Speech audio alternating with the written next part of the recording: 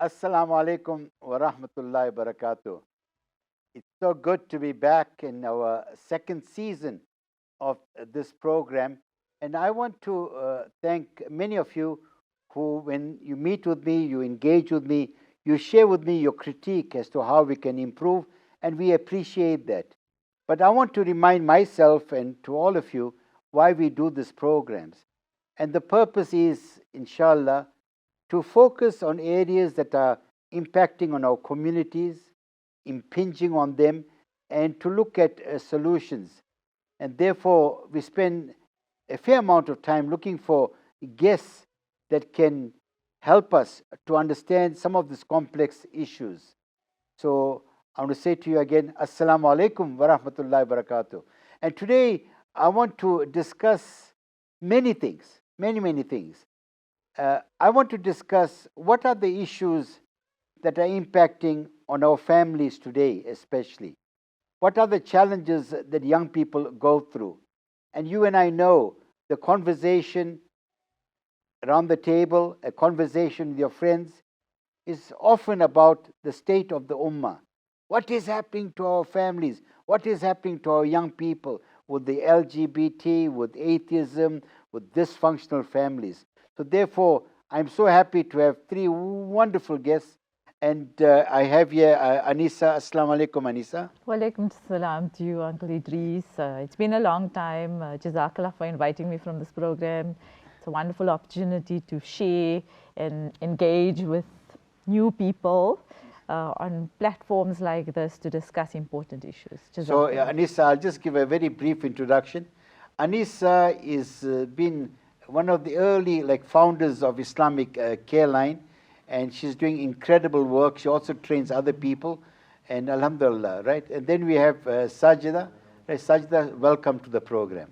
Jazakallah. It's been a while since I've been here since last, and I'm so honored to be back here again and give you viewpoints from a youth's perspective. Yeah, alhamdulillah, I'm looking forward to it, Sajida. Sajida, as you can make out, she's younger than us.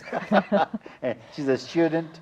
And I thought it'd be good to get someone young to talk about issues from their perspective, because there is often a tendency that we look down upon if you don't get their fresh ideas. And then we have Sumaya. She says I mustn't introduce her as a psychologist. Right? She's involved in wellness, and I know her heart is in the right place. Sumaya, welcome, Sumaya. Jazakallah so much. It's definitely a humbling experience to be here. Alhamdulillah. Okay, the first part, Anisa, if you were to encapsulate some of the things you were exposed to, some of the challenges, because I want to look at the challenges in the first part, right? The second part, we want to look at why we have those challenges. Please feel free to interject and whatnot, I don't want you to say, he never gave me a chance to speak, right? Okay. That's a good question, and it's also one that could take a lot of time to answer, but I'm going to try and put it together as best I can. Unfortunately, generally, I think there's a moral breakdown, but aside from that, I think people are struggling emotionally for various reasons, whether it be marital breakdown, whether it be our lifestyle choices. There's so many things happening. So there's an increase in emotional and mental and personality and developmental stuff and learning stuff. And then there's also trauma, increased trauma. There's marital family breakdown. There's addiction. So it's behavior or substance, whether it's gambling, whether it's porn, which is a big thing. And maybe we can bring it up a little bit later when we bring in the LGBTQI issue. And young people are also struggling with a lot of stuff. So whether it be suicide attempts, whether it be self-harm. So just overall, if I had to put it together, people are struggling emotionally to deal with a lot of these psychosocial issues that are starting to surface in our community. So even domestic violence as well. Anisa, if you said this to me 10 years ago, I would say to you, impossible, not in our community. Impossible. And you raise so many issues.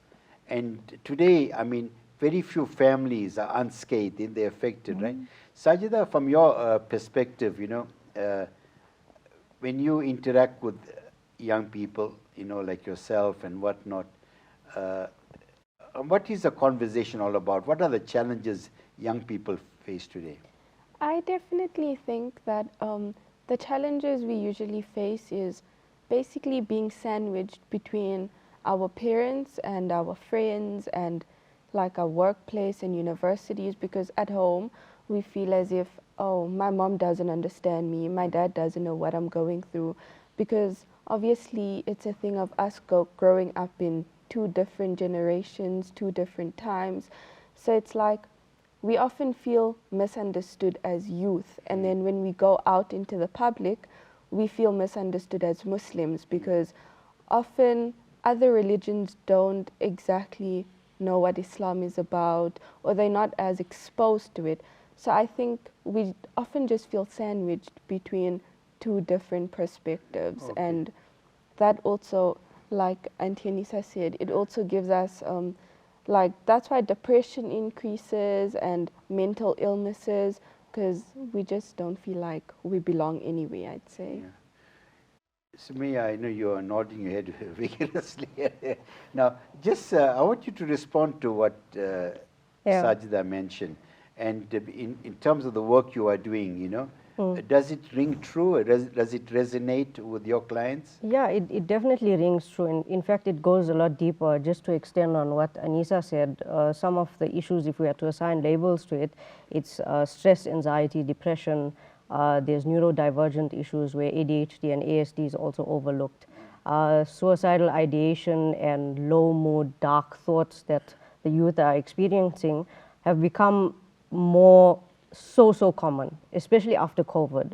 I know you mentioned going 10 years back, we thought this would be, an impossible situation in our community, but actually we're not immune to it at all. When Sajida mentions a disconnect, I think a lot of us are in such a globalized way, we connected to everything that's unhealthy and disconnected to everything that's healthy for us.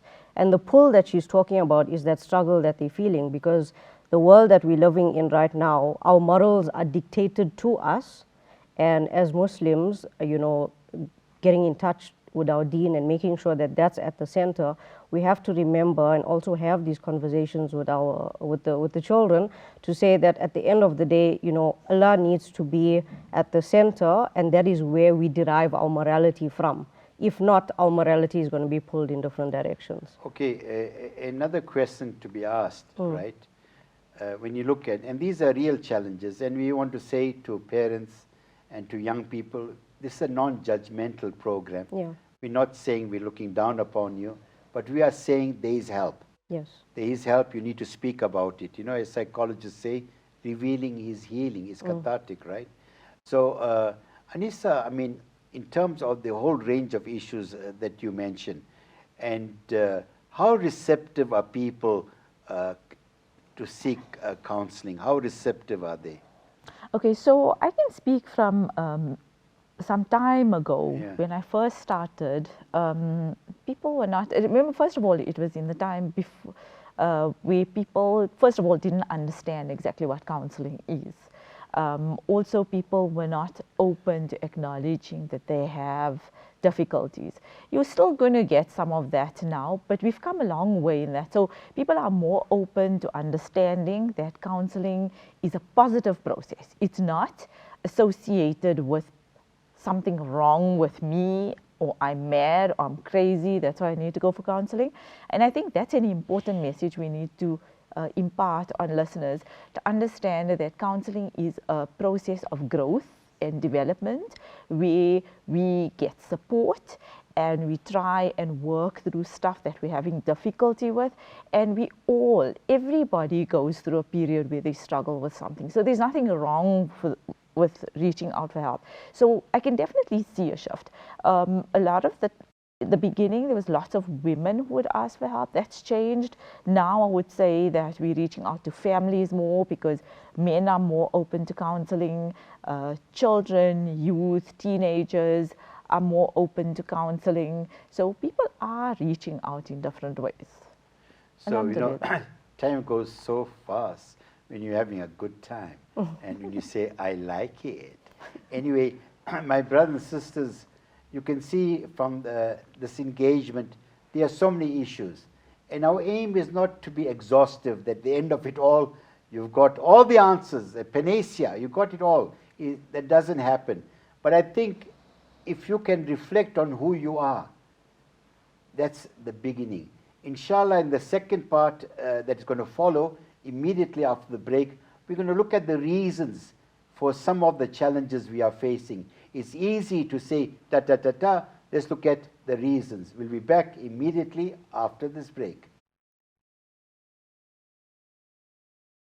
Assalamu alaikum wa rahmatullahi wa barakatuh. I hope you've been reflecting and chatting with your family. So Mia, I want to come to you.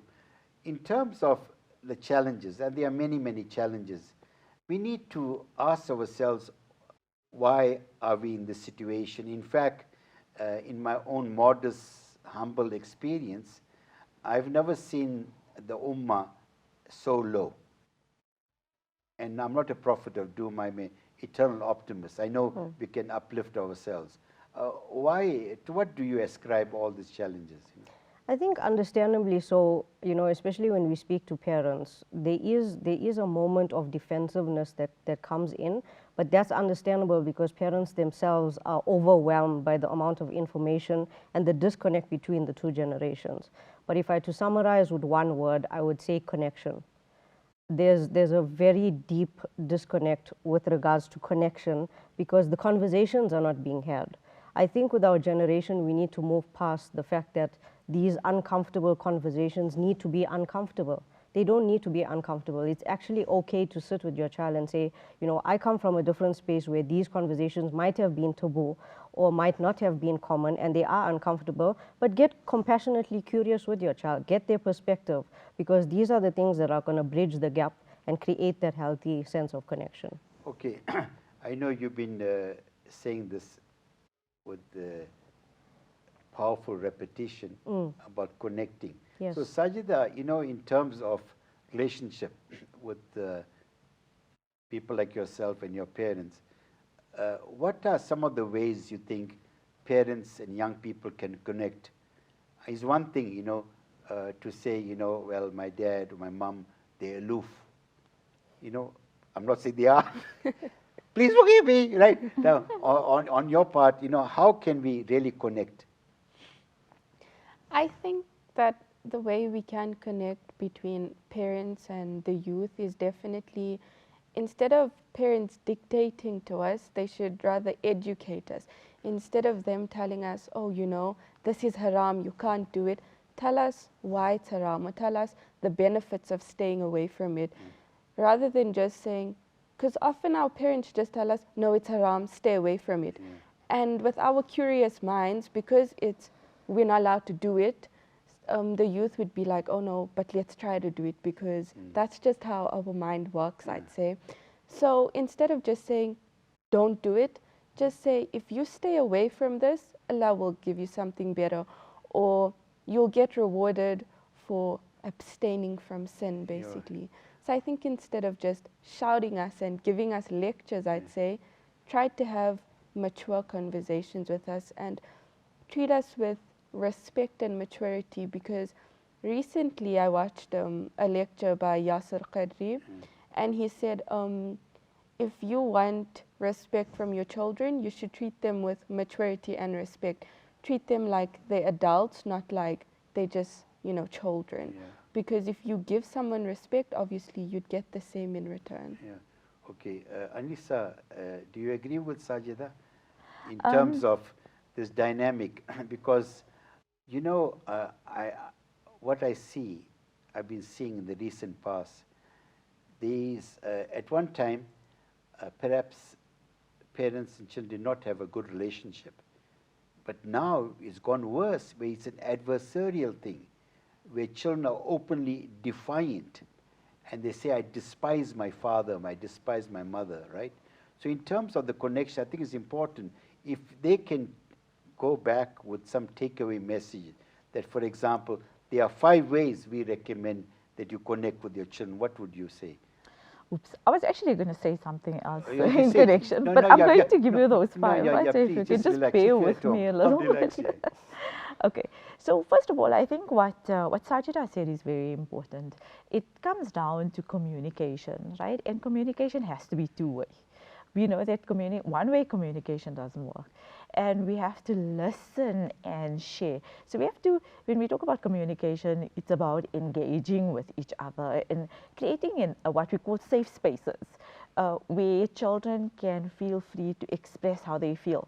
From parents' point of view, I think there's also just to acknowledge that I realize that a lot of parents are also scared because they're seeing things that perhaps they were not so directly exposed to when they were growing up. And so there is fear.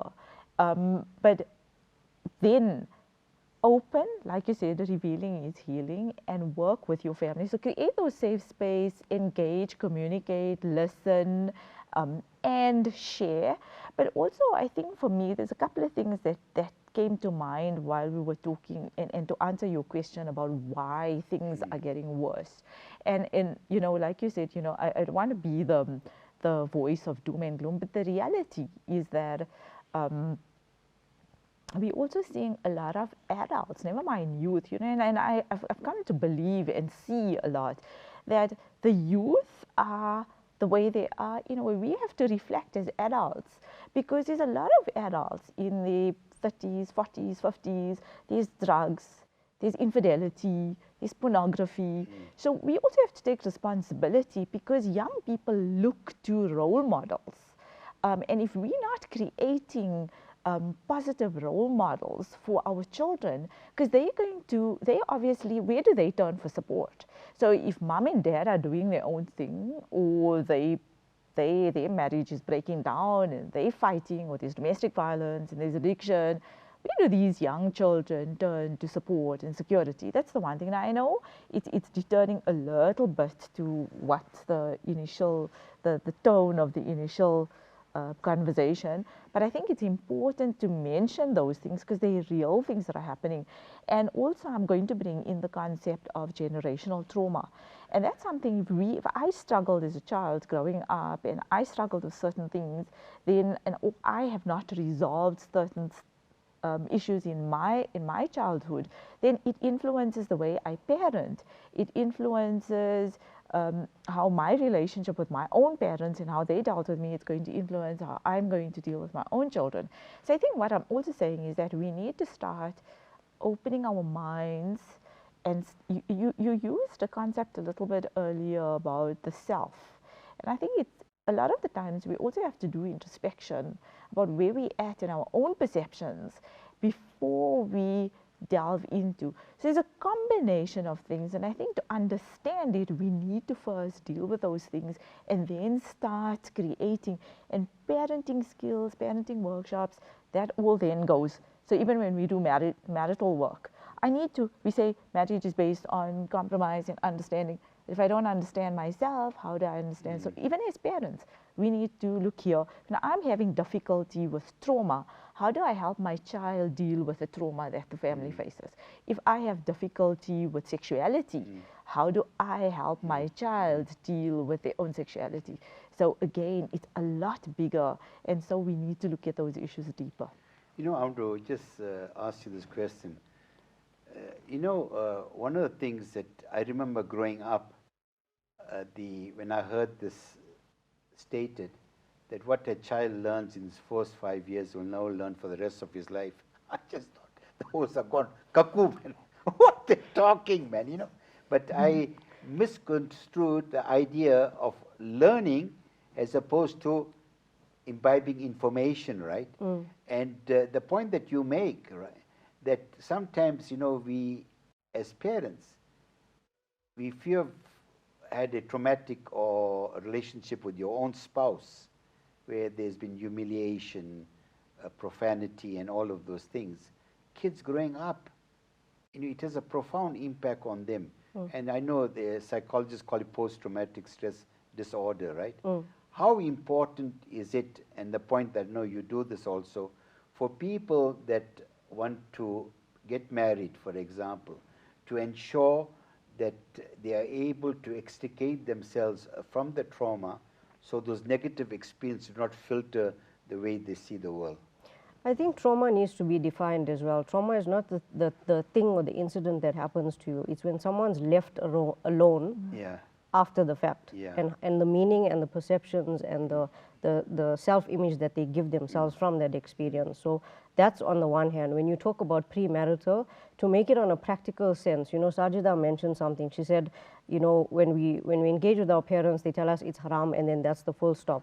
I think on a practical sense, we need to go beyond that. We all talk about our homes in the sense that, yeah, we come from a home with good values and morals, but who's having the conversations on what that practically is? I think those are the conversations that we need to have. And what that could look like, it can be as simple as, you know, if your children are following a certain person on TikTok or Instagram, get curious about why they're following that person. What do they engage with that person? What are they linking? Because those are the things that then shape your morality as well. So I think very practically speaking, those conversations definitely need to be happening on the premarital context like you mentioned. But more than that, go beyond the just saying this is wrong for you. Teaching children natural consequences on not just the Islamic perspective, but on healthy living, how it shapes your brain, how it dictates how you'll be in your relationship, how it affects you at work, how it affects you socially. These are practical things that need to be taught to the kids, which teaches them critical thinking skills because they're being told what to think. So we got to teach them how to think for themselves as well. See, again, this session is over, right? But I want Sajida, I want you to think about something, right? And because I know this family very well, like my own family, they have a very powerful extended family network, you know. Like on Fridays, all of them, you know, have lunch together and whatnot. And so the whole idea that you're also having conversations with your cousins, right? Today you find that many people have lost that. And when you have those conversations, at least you have an opportunity to speak what's in your heart. You may not be able to speak to your parents about that. So I want to, Sajida, just think about this, right? About the impact that has, and I know you'll look forward to it, you'll get excited. You know, you can't control them, like the house on fire. Alhamdulillah. You know, it's gratifying to see some people still do this. Yes, my beloved brothers and sisters, we are having such a wonderful conversation. I'm sure you're also enjoying it. And the whole idea is, I want you to know in life, there's always a solution.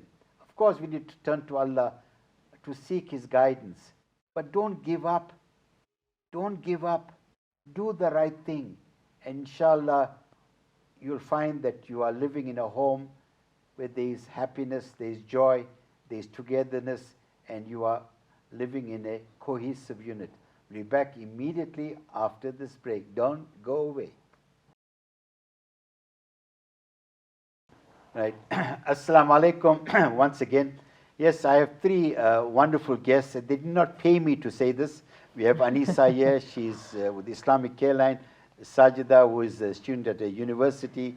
And we have Sumaya, who is a person. She said, I mustn't tell everyone she's a psychologist. Now you know, right? She's into wellness. Sajida, the question I asked is about the extended family. And the reason I asked that is that lots of people today show a preference for the nuclear family. And as a result, that the only people that potentially impact on the kids are the mother and father. And then you have an issue of an absent father sometimes, right? So this extended family thing, I mean, why would you encourage that? I think coming from a personal perspective, it's always because sometimes our parents don't necessarily understand us, or they don't know, like, you know, I'd say new trends or what's going on in the world or the struggles that we necessarily go through. So when you have cousins your age, even a little older or younger than you, whatever it is, you often can turn to them for advice. You can ask them to help you. And even sometimes my aunts or my uncles, they could be more understanding of certain situations than my parents could be. So I think when you have such a big family, I'd say, or such a united family, you feel as if you have more support, or you always have someone to go to when life isn't necessarily the best thing, or when you feel that, you know, there isn't a pot of gold at the end of the rainbow, or whatever it is. So I think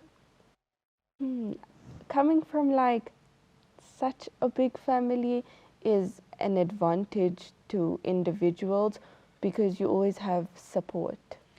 Okay. I've seen it happen, so therefore I asked her, right? But I want to talk about something else now, right? I think if I were to summarize the first part of the program, I would say there are many, many issues impacting on our community.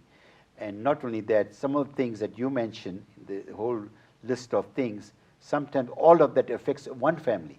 One family. You cannot believe it, right? And may Allah make it easy for those families. I want to come back to this issue broadly speaking. We're not doing an exhaustive analysis of it. What do you think is an antidote to this LGBT thing? You know, it's becoming common currency now. It's affecting lots of people. What should the family do to address that? I think that's a bit of a difficult one right now because we as Muslims struggle to draw a balance between our belief systems and not denying that the LGBTQI issue is not real. And I think I think parents are horrified or even traumatized or even very, very fearful of the possibility of their children turning to a lifestyle that's so unacceptable, right? And they obviously, it comes with a whole lot of stuff like shame and embarrassment and all of that. And I think the difficulty is again saying that, what do I do? How do I bridge this gap? I love my child. Like, torn between loving their child and then accepting the life choices. But again, I think from a young age, and I think we're seeing more and more how the role of parents are so critical in times like this, where it goes from the child, from the time the child is small. And Uncle Edris, you mentioned that this first few years in a child's life is critical, but that changes. Their development changes, their developmental needs are different as we go along. And so from a young age, they need to be connected with, right? And we bring in communication and about listening and creating those safe spaces, getting them to become confident young adults. But also, again, when it comes to sexuality, about and Salma also mentioned about explaining to young people, not just saying that this is haram and that's not allowed, but to help them to understand where it comes from, and to rather, Sajida mentioned the word dictatorship, and to just say this is not allowed, you're going to be thrown in the fire of hell, you're going to be punished, but to create love for Islam, to create love for our Creator, and to help young people to understand that when we make life choices that are good for us and good for our spirituality and good for the quality of our life, we start to take responsibility and we feel good about it, and we start to understand why that relationships between a man and a woman were supposed to be like this, and we have different roles and responsibilities, and that Allah created us to have complementary, because right now if you look at gender-based violence and you look at sexual abuse and all of those things, it's a huge, and I'm tapping into, you know, gender roles and diversity. And there's this struggle between men have lost respect for women, women have lost respect for men, these feminist movements, these it's like almost we at tug of war, but we forget that Allah created us different for a reason. We're supposed to complement one another, and we need to bridge the gaps and build respectable relationships between men and women, not the other way around where it's a competition. And so even when it comes to our sexuality, we need to compete. So there's a combination of things, but I think it has to do with us trying to understand and learn and change our approach to the way we deal with things, and start connecting with our children, communicating with them, listening, sharing. And parenting is a very, very difficult responsibility. We don't know all the answers, but it's okay to say, I don't know, I need help. I don't know, I want to learn. Explain it to me. I don't understand where you're coming from. It's a different generation from what I know. Tell me, explain to me, and that's okay. You know, Sumaya, I want to ask you this question, right? You raise many, many critical issues, right? And I heard this one scholar, he said to him, the most effective antidote is, as you referred to, the whole idea that if the man of the house displays his heroic qualities, his maleness, his issues of courage, plays the role of a male from an Islamic perspective, and the woman plays a role, the nurturing aspect of it. We're not saying she's not capable of anything else. We're not putting her in a box. So when the child grows up, she doesn't see a kind of conflation. You know, the son would say, for example, like, you know, my niece Nasima, she's my first cousin's daughter, and she said to me, if I marry someone like my father, then I'm in heaven. Now, what a wonderful thing it is, eh? So powerful, right? So the whole idea about, do you not think perhaps we as parents, we need to relook at ourselves and to ask ourselves this fundamental question, am I fulfilling my role? I think yes, definitely that, but also by extension to that, we have to not be blind to the fact that everyone's home doesn't have you know, a supportive male role or a supportive female role. There are many homes that don't have those qualities, and there are many homes that you know, abuse is present in those homes. So with that, in that sense, I would say that you know, just to summarize a lot of what Anisa said, if we had to go back to one statement, is that teaching each other and also remembering for ourselves, firstly, what our roles are defined as, you know, Islamically, not what was dictated to us culturally. That's one aspect of it. And also to have a conversation that it's not old-fashioned to have morals. It's not old-fashioned to be tied to a God-centric model that dictates our morals, because similar to what Anisa said, every year as we move along, something else comes in, and those are trends that come in and go out. And so where's the line? Whereas if you go back to your morality that's centered in Deen, that is a timeless morality that's a solution to all our issues in society. And that's something that doesn't change. Okay, no, Jazakumullah for that. You know, I should to remind myself, I was listening to some recording, and this person in America, they do a program, it's called Islam 101, you know, where they go to universities and speak to the people. And those that are interested in Islam would just pop in there, you know. So anyway, this person said, I was giving a talk, and from the corner of my eye, I could see these two girls being very familiar with each other. Then he said, I wondered, you know, whether they're lesbians or not, whatever. Now, it's a very powerful story. And one of them, Kelly, she became a Muslim. But listen, so she was asked this question, what is it like being a Muslim? She says, well, wearing a hijab was easy, giving up pork was easy, reading 5 times a day salah was easy, but what was difficult for me is to wean myself from the same-sex attraction. But he said one thing changed it all. He says, when I read that Allah says He'll not give you a burden more than what you can bear, He said, if He said it, that means I can come out of it. Look at it. So in other words, we need to understand that we are going to be tested. And your reward would be how you deal with that test. You know, where you suppress your nafs and do the right thing.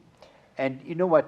This is I need to have you all here the whole day, it looks like, right? Anyway, my brother reminds me, I say, there you have it. So I'm not going to say there you have it anymore, right? Aslam, because of you, my brother. So we'll be back in a moment, and let us look at solutions. Some solutions that young people can take, some solutions parents can take, so that they are able to transform their family, and nothing is better than a happy home. Assalamu alaikum wa rahmatullahi wa barakatuh. Assalamu alaikum wa rahmatullahi wa barakatuh. Alhamdulillah, you know, nothing is more beautiful than to have an easy conversation, talking about complex issues. And my dua for each one of you is that may Allah make it easy for you, whatever challenge you are going through, especially challenges at home and with your family. So, Anisa, beginning with you again, in terms of what would you, I know you can speak right through. There are so many solutions, right? In just 2 minutes, what are some of the solutions that you like to proffer to people? Identify a few things, and what are some solutions? Okay, so just to reinforce again, have two-way communication with your children, but also do introspection, because I think it's a big starting point, and identify the areas that you struggle with. Try to resolve them, try to bridge the generational gap, try to heal yourself first. Also, I want to say that let's work towards building good, healthy gender relationships and family relationships. So, you know, for me, we spoke about the roles, and we often talk about the rights and responsibilities, but for me, a big word is relationships. And Sajida mentioned earlier, so I'm going to talk about, especially when it comes to young people as well, is to help find positive support structures. So again, if those support structures are not within the household or within the family, and this is a big problem when we talk about social media, which we haven't even touched on, right? So it's the influence of social media and how young people can turn to unhealthy coping mechanisms. So whether it be self-harm or suicide attempts or addiction or whatever. So those are your unhealthy coping mechanisms. So identify positive coping mechanisms. So we're looking at positive role models, positive support structures. But I think again, reinstilling respect and love in our homes. And I don't think we should be apologetic for our belief systems, because even with that, when it comes to LGBTQI, we must remember that Allah had created our bodies, and He created them with in the best of molds, and our bodies are our trust. And you know, just the way we say, I accept who I am, in the same way, if I change my gender, that means, you know, we deal with self-esteem stuff and self-love and self-respect, and all of those things are part and parcel. So I embrace my body the way Allah created it. I look after it. I make responsible choices. I eat well. It's about my healthy lifestyle, healthy mind, healthy body, healthy soul. We function positively on all our levels. So yeah, those are just some of the things. And also to teach our children, when we listen to them and we engage with them, we also teach them that it's okay to be assertive. And when something doesn't make sense to me, I can make responsible decisions. I don't have to apologize for it. And I'm able to say no when I don't want to do something. And over and above that, I'm not just saying no because my mother and my father told me to say no and it's not allowed, but because I understand it myself. And so I can tell you why I'm choosing an alternative. Jazakumullah for that, right? There are two things. The one is the issue, you know, that we are told when you look at the mirror, You say, Ya Allah, you made me beautiful outside, also make me beautiful inside, right? That's an important thing. And you made a reference to social media, right? Sajida, in terms of social media, do you think it is as powerful as people make it out to be? I definitely think it is, because I recently read something that goes, I was born Muslim, but I had to find my religion. And I think that comes back to how powerful social media is, because we often get so indulged in worldly affairs. And we, like, if someone had to say anything for that matter, I'd believe that, oh no, this is right, but because she said it's wrong, now it's wrong. So we often are like sheep. We just want to follow social media trends just to fit in. And I think, coming back to religion, I think that's when I said that I had to find my religion, because we often just get carried away with what celebrities post, and oh no, like, you know, a simple example would be, oh no, because the Kardashians said this, we have to taste this, or we have to do it. But then you think about, oh no, but my religion says this, so why am I not choosing what my religion said? So I think it's just, we often just get too influenced by what social media has to say, and we sometimes forget about what our religion teaches us. And that's a very, very important point. I think that happens also on an unconscious level. We all don't go in with the intention of, I'm using my social. We're unintentional anymore. But we got to understand that something as simple as scrolling, what you're doing to your brain is that's food for your brain and your soul. So you're scrolling, you see a funny video, you went through humor, then you see something sad, you went through sadness, then you saw something that made you angry. So basically, in a moment of a few split seconds, you're going through so many different emotions. You can only imagine the impact that has on your mental health, and mental health is health. That's the thing that we need. This is where all the normalization is coming in, where we're becoming so desensitized to a lot of things that we're feeding ourselves, and where we're being fed is what we're exposing ourselves to. Yeah, so, you know, I was speaking to one youngster the other day, right? And I asked him, how many hours a day you spend on social media? And he told me 6 hours a day. And if you were to quantify it, it's, let's say he lives to the age of 80. That means he would have spent between 15 to 20 years on social media without interruption. Right? There is a place for it. You can use it positively. And those who use it positively, I mean, I also use social media. And then some people use it to feed their vanity, you see. And that's a distinction. I mean, you know, you get some guy saying, I'm sitting in the Emirates lounge in Dubai. I mean, I don't want to know, man. If you're sitting or standing there, if you told me you're jogging there, at least I know you're trying to keep fit, you know. So, okay, now in terms of, you know, if you are we give a lot of advice to our parents. We gave them lots of advice, which is powerful, pragmatic, and it is authentic. Now, what advice, I'll come to you in our conclusion now, what advice would you give to a young person who is going through conflict, is going through issues and whatnot, you know? I think, just to summarize on everything that we spoke about, we spoke a lot about support systems within the family, because alhamdulillah we have a good example here from Sajida. But to also notice that those support systems may not be available within family systems, but to definitely assure them that there is support out there. I mean, there's people that, like us, that are in the industry, that pride ourselves on doing this sort of work. So number one, support is there. We may not understand everything that you have to say, but that doesn't take away from the fact that the support is there. There's also a thing that I want to, you know, maybe touch on, is that just because something feels good to us, we spoke about nafs earlier on, just because something feels good to us, it doesn't mean that becomes the source of where we get that affection and love, because we spoke about relationships. So to summarize that, the source of where we get our love and affection is very important, to know that the support is definitely available, and to not feel like you're alone in this, because this is a struggle. It's not just a struggle that's divided between the West and us here in South Africa. It's actually a globalized struggle in the community. My beloved brothers and sisters, well, it's a disbelief. I have to acknowledge that our time is up.